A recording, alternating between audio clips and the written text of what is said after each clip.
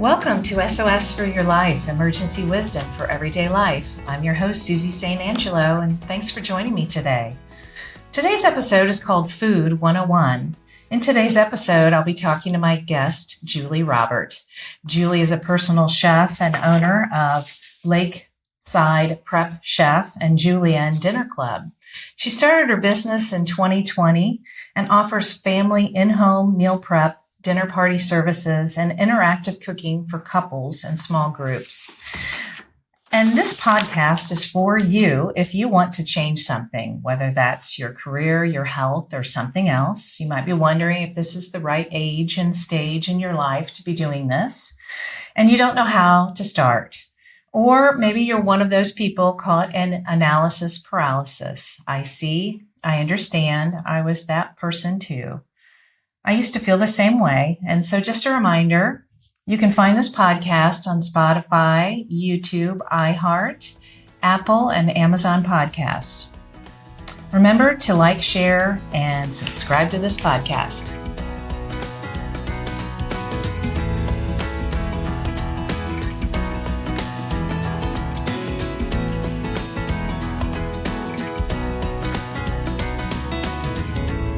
Now let's get into today's episode and meet my guest, Julie Robbert. Hi, Julie. Hi, Susan. How are you?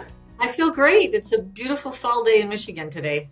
Oh, that's great. Fall days are great in Michigan for the most part, aren't they? For the most part.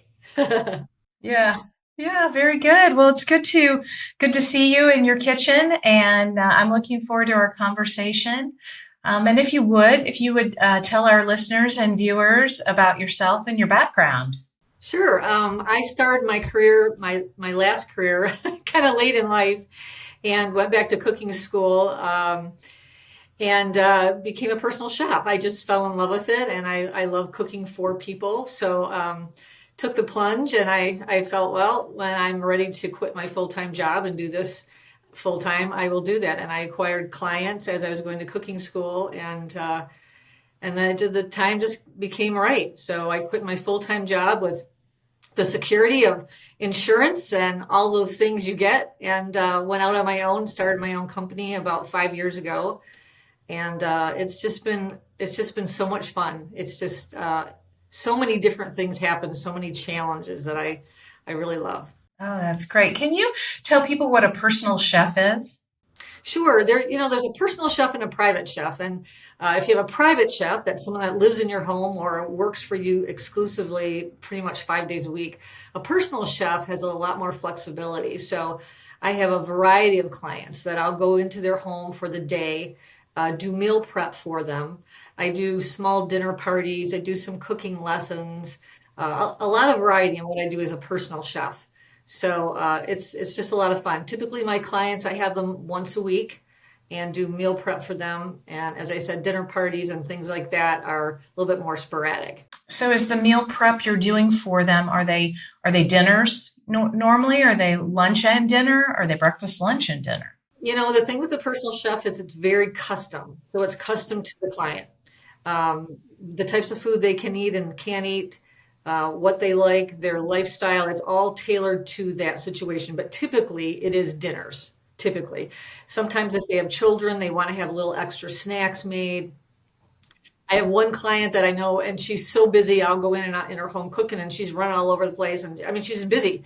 And I said, did you eat breakfast today? And she said, no, I haven't had time. And I said, let me just make you these little mini quiches I make. I think you'll like it. So normally I do dinners for her. And I started making those little quiches, and she has them on the menu every week now because she just fell in love with it. So it's like, if it's something I can fit in that's going to be good for them or I think is going to help them, then I would add it in. So it just kind of depends on the person. It's highly personal, which is wonderful. And you're building a great relationship with a person and or a family, and really getting to know their needs and their lifestyle and their habits. Yeah, well, when you think about it, it's a very personal situation because I'm in their home. So, right? So you have somebody in your home and you're going about your business. Either you're getting ready for work or getting kids off to school or whatever you're doing. That's your personal life. So, yeah, I'm kind of interjected in that situation. So it's a very It's a very private relationship too. Yes, yes. And so you do dinner parties as well. You do your other business is Julian Dinner Club. Is that correct? Yeah, Julian Dinner Club. I thought that worked out good with the Julian knife cut. I thought, oh, I can borrow that. But yeah, I just did a dinner party recently. It was a nice woman who contacted me who had a 42nd wedding anniversary. So she celebrated that with her family, and they wanted to stay at home. They didn't want to go to a restaurant. They wanted to be able to talk and be comfortable. So I came in and did a 5-course meal for them, and it was a little interactive. They helped with appetizers. They helped a little bit with the salad. So the family was involved, and people are cutting things up or rolling out dough, and they're laughing, and food's flying all over the place, and that's just a fun experience when you can do something like that. Yeah, I love to go to cooking classes and meet other people and get in the trenches and do things like that. But to have it in your home, I think is a lot more intimate too, and it's smaller, usually smaller size. So People are more comfortable, I think. yeah, I think so too. So what are some challenges you face in this career? Boy, it used to be food ever since COVID. I think we still say that now, but you could go in the grocery store. Shopping was a pleasure always for me. Going in the grocery store, I loved shopping. And since COVID, it's kind of changed that, and things aren't available like they were, and it's still like that. And so that was a challenge at first. I needed these 10 ingredients, but I only could get 5. I'm like, what do I do? And I think people are the same way, who's not people who aren't doing this as a living, they're trying to get an ingredient, you can't find it. So that was a challenge for a while, but you learn to be flexible, and you kind of make it up on the fly and make make new things. Uh, so Yes, be creative. be creative. And even though I'm a personal chef, menu planning is a challenge. I'll work for clients, and I have a client that I worked for over 5 years, and I still sit down and go, okay, now what am I going to feed them? Because I want to do something different all the time. And I think that's common for most people. They're like, okay, I have to make a menu again, or I have to make dinner again. It's like, what am I going to make? So that's a challenge for me too. Yeah. You know what's really interesting about that, your comment? I have a weekly email newsletter that I send out on different topics, and I get to look at the reports and see who are opening my emails. And one of besides sleep, one of the hottest tips is home cooking. And so I think that our conversation today is very relevant. And just what you said, people get tired of the same old, and they don't know what to fix, and they don't want to spend a lot of time in the kitchen. And so I wanted to talk to you about meal prep, because I think that is something that if you can save time on the front end, it makes the experience maybe easier and better and more enjoyable on the back end. Yeah, I mean, there's so many things with meal prep, and I think it's a daunting experience for most people. When you say meal prep and meal planning, it's like, oh my gosh, that's going to take so much time. I don't have time. How am I going to do that? And I think the way I like to look at it for people doing it at home, and how I look at it for myself, is I kind of look at it as ingredient prep and not meal prep. Take the pressure off of making a whole meal. But if you can prep ingredients, that's not bad. So if I have vegetables that are cleaned, and maybe my proteins are cooked, I made some chicken, I've got all these parts and pieces, and now it's ready to make. It's time for supper. Open my refrigerator, and everything's kind of there. You might want to add something fresh, or add a salad or something like that. But I think looking at it as ingredient prep instead of meal prep might be an easier way to go about it for some people. So I'm a big believer in when I get the groceries, bringing them home, spending that extra time and cutting them up and putting them into glass containers in my refrigerator. You do that? I do that. Good for you.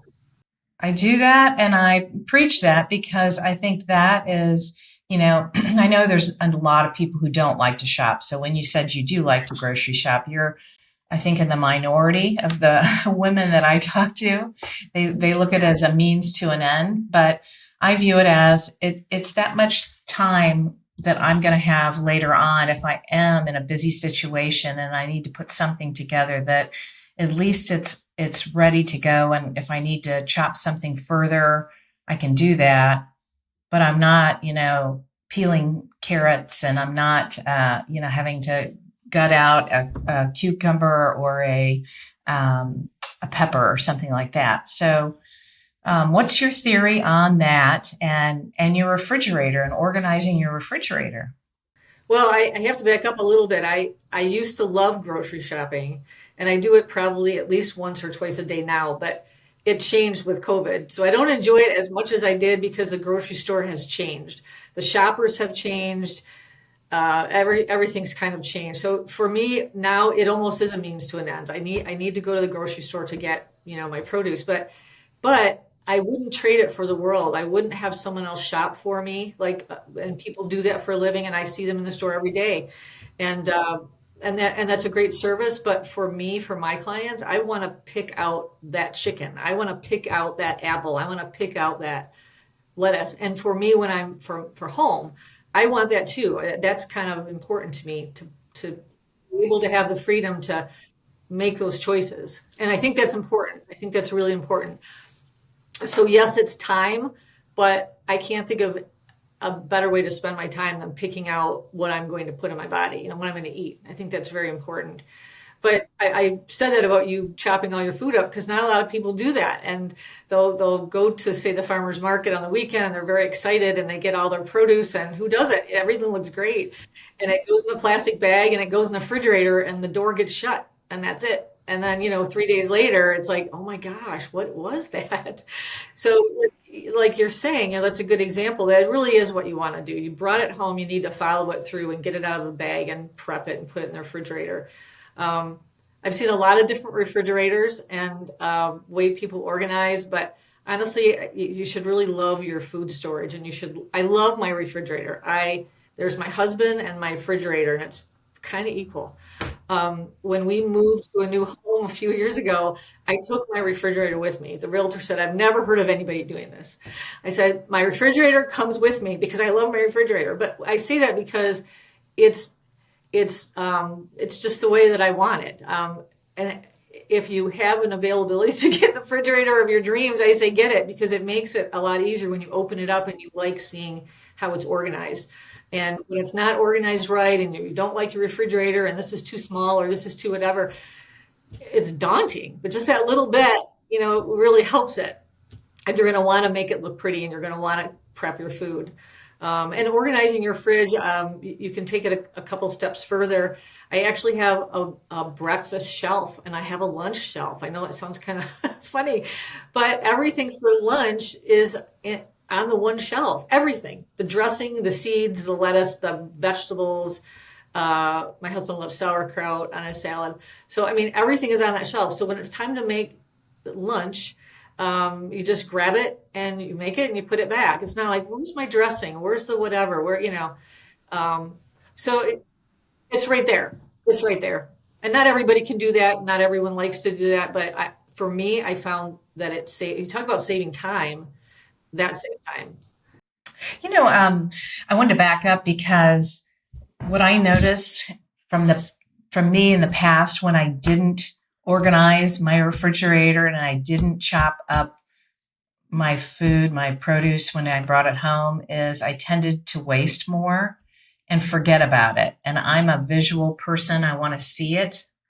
It's kind of like my desk is got a lot of stacks, but I know what's in those stacks, and my refrigerator's the same way.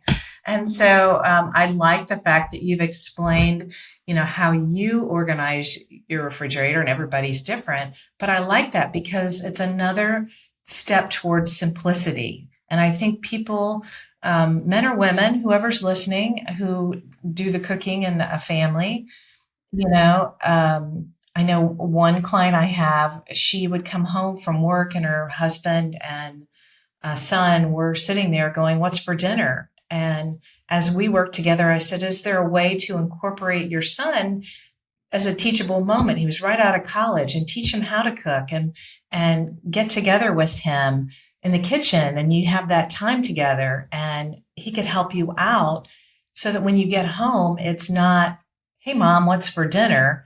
He could either start it or you could do it together and cut some of the time in half. And she's like, that's a great idea. And so that was one of my tips. What's your feeling on that? Oh, I totally agree with you. Everybody can do a job in the kitchen, and if someone makes the mistake of walking through the kitchen and saying anything like that, or "What can I do to help?" I'm like, "Get a cutting board, get a knife. This is what you can do." And there's always jobs that people can help. My husband is a great help in the kitchen, or if we have grandchildren over, they love to be involved. They want to learn. I mean, you can watch them with a knife. They need to learn how to use it. I mean, yes, of course, you don't want them to get cut, but that's a learning moment also that the knife is sharp. Um, Making orange juice, that's a good example for grandchildren when they're coming over, to have them understand where orange juice comes from. Some kids don't even understand that. I mean, it's an orange, but how does it get out of there? How does it become juice? By giving them a juicer. And yeah, once we started that, that's what they want to do all the time. Are we making orange juice tomorrow? If they're going to spend the night. So they have the juicer, and they have the oranges, and they have their own cutting board. They know to wash their hands first. They have their own knives. And when the juice is, they see how many oranges it takes to make orange juice. And I said, this is why orange juice is so expensive when you order it in a store. So it's a whole process, right? It's paying for it, and it's the money, and it's coming from Florida. I mean, there's a lot that goes into your food, but they love it. They love making it, and they love drinking it. And then of course the oranges go in the compost, and they see how that kind of cycles through. So yeah, there's always a job they can do, whether it's kids, your husband, a wife, whoever's walking through the kitchen, there's always a little job. And that's a lot of fun when you're cooking together. I mean, that's really when it's so much fun. It is, although, and you really do have to start kids young in that, unless you have a really creative child or grandchild that's curious like that.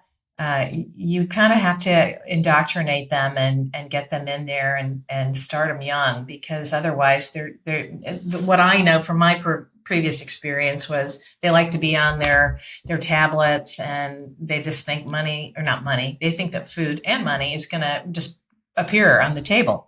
So Right. Like everything else, it just appears, right?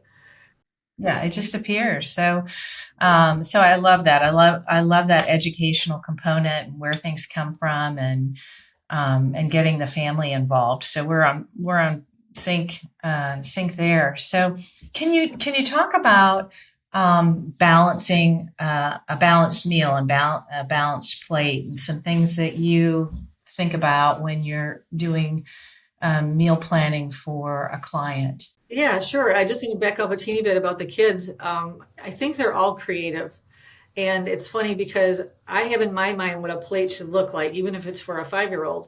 And I would make something, we would make it together, they would do their part, and I would put on the plate how I think it has to be plated. So the apples are sliced perfectly and they're in one spot, and the grapes are to there, and the little peanut butter and jelly sandwich is cut in butterflies, and it's all stacked. And I look at it and go, that's beautiful.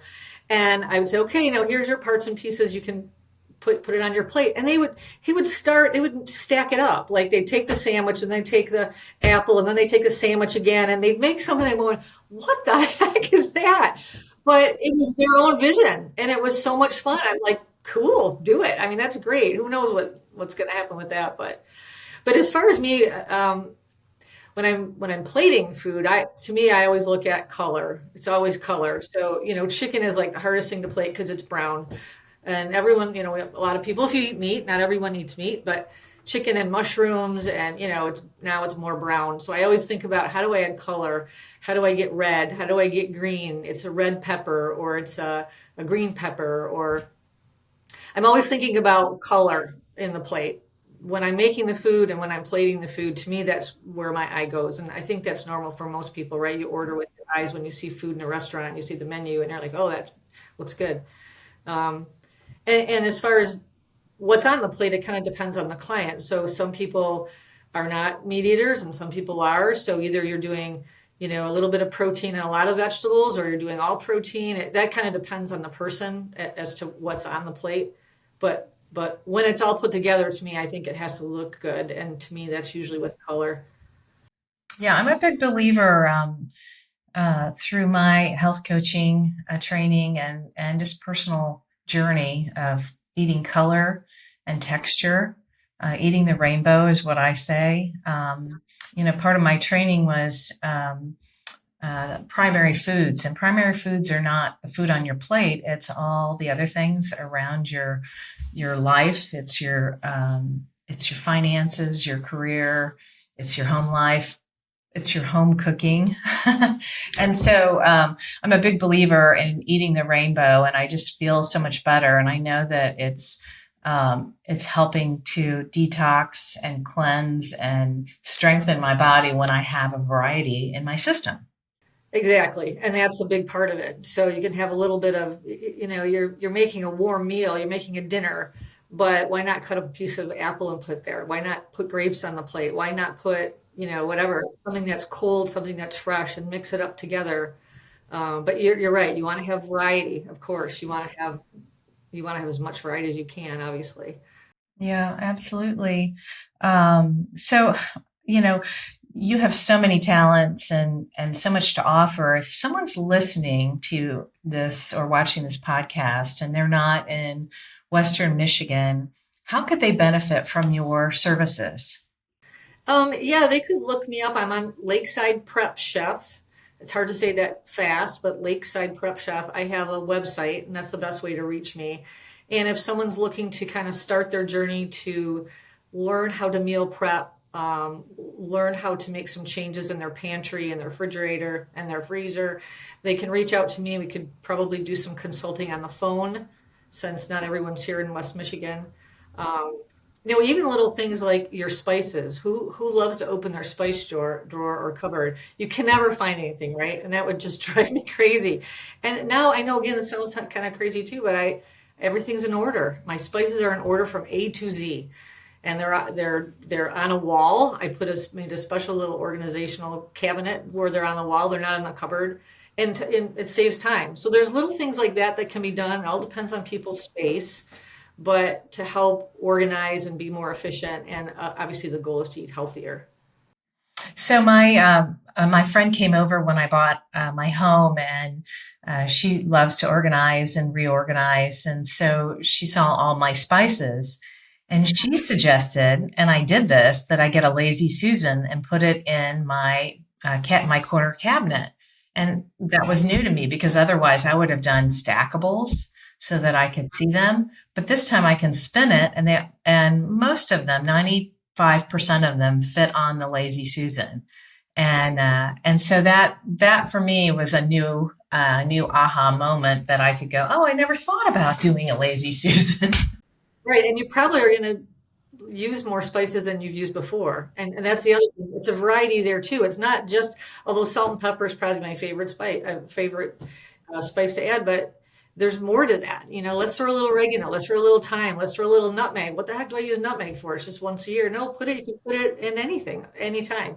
So it probably encourages you to use a more, varied palette that way. Some people put it in a drawer too, like a drawer with organizational sections with their spices. But yeah, it depends on what works for you. Everybody's different. So Yeah. Well, I think, organizing your kitchen is very important too, and that could certainly be a service that I'm sure people would benefit from, knowing how to organize their spices to their utensils to their pantry. right, right. And a lot of people are getting rid of all the plastic now and going to wood and it's always something that you're looking at doing to try to be healthier, whether it's your tool, not using the plastic containers, using glass, like you mentioned, when you do your vegetables, you put them in glass containers.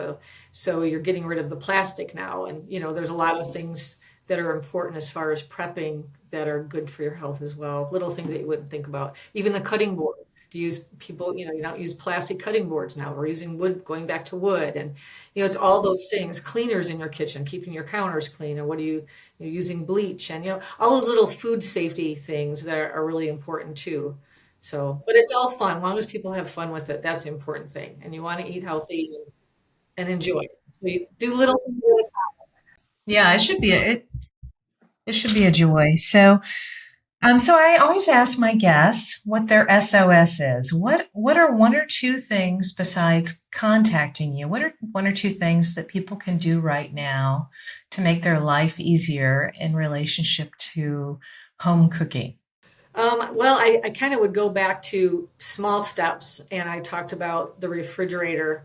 I just really believe that I've been doing this for many years, and just pick a meal. Usually breakfast or lunch. Maybe breakfast is easier because most people are going to be eating breakfast at home most of the time.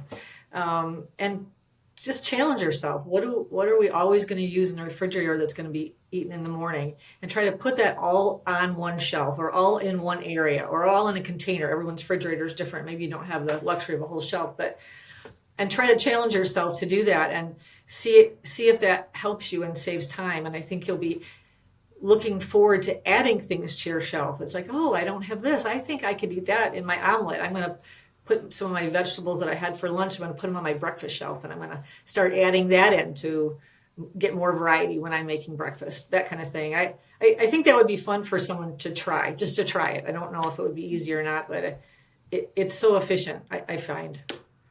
Yeah, so I would try that. That's a challenge. So, what shelf are you going to do, Susan, in your refrigerator? Breakfast or lunch? Actually, my refrigerator is organized differently. My refrigerator is, I have water bottles filled on the top shelf so that I can grab and go. And some bottles fit in my car you know, container and some don't. And some are meant for just being at home. So that's my top shelf or my liquids. And then I have my protein shelf. And then I have my fats and my fruits that like berries that I don't want to put in um, the crisper area. And then I have my vegetable shelf. And then I have a container, the crisper area for some of the other vegetables that I'm not quite ready to use until I'm done. So to me, that's how I organize my visual. So, Are your proteins, when you say proteins, they're all cooked? some are cooked in advance and some are not. But a lot of times, I'm a big believer in protein. I eat animal protein and a little bit of plant based, but I would say a lot of it is I don't mind having leftover fish for breakfast, or I don't mind having, I'll cook a bunch of chicken up in advance so that I know I can have it on salads every day. Yeah, and just something to consider when you're organizing your refrigerator, and this is more from a food safety standpoint, is you want to organize it on how the temperature of the food is to be cooked. So if you have chicken or something that's going to be cooked at say 165, that should be at the bottom shelf if it's raw. So ready to eat food, lettuce, fruit usually is at the top. And then as you start going down your shelf in your refrigerator, it's organized by the temperature of what it's supposed to be cooked at. So if your chicken is cooked and you've got it up above your fruit, it's probably fine. But if it's raw and it's in a plastic bag and it's in all the plastic that you get at the store, but you just don't want any contamination from that going down to the lower level. So just think about it as how the protein is going to be cooked at the end, the internal temperature. And a lot of those packaged meats that have not been cooked yet are in a separate bin. So they're self-contained, but that is a really good tip for me and for others who are listening and watching. And Yeah, good. I want to see your refrigerator. You have to send me a picture. I will say I've done that before, actually. um, well, Julie, is there anything else you'd like to share that we haven't talked about today? I guess I would say try something new. There's so much information out there online, cookbooks. There's so much information out there. You get Instagram or you're somewhere and you see a magazine and you see something, oh my gosh, that looks so good. Just try it. And it's fun to learn. I learn every day I'm in the kitchen. I learn a new technique. I learn a lot of times what not to do. Everyone, it's always a learning experience. So I would say try something new. Find a new recipe. It doesn't have to be complicated. It could be just a new food you haven't tried. You go to the grocery store and you're going, what is that fruit? I have no idea what that is. I walk by it every day. Pick it up, look it up, and try to cook with it. I just think that's a fun part of it. And I also would agree that if you're at a farmer's market, asking the farmers how they eat a certain food, and how would they suggest cooking? That's part of what I love about farmers market, is that interaction between the vendor and the client. They love to talk to you, and they will invite you to their farm, and you go to their farm and you tour their facility. And yeah, I love the farmers market and talking with everybody. Yeah, it's so much fun. It is so much fun. It's That's a a great way to do it.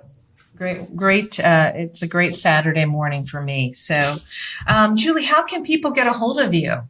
I think probably the website is the easiest. So it's Lakeside Prep Chef, and that's my website. And that has all of my Instagrams and phone numbers and contact information. That's probably the easiest. Go to the web. Everyone goes to the World Wide Web. Do you remember when now I'm dating myself, when the website first kind of came out, and they would say, when they advertise it, www dot, they would always say that. Do you remember that?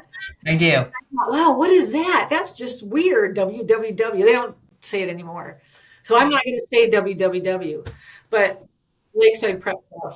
It's just funny, right? How things change. It is funny. Well, I will include all your contact information in the description. Obviously, this podcast will be on various platforms. And I've really enjoyed our time today, and I hope our paths cross again in the near future. I hope so too. Thank you so much, Susan. Yeah, thank you.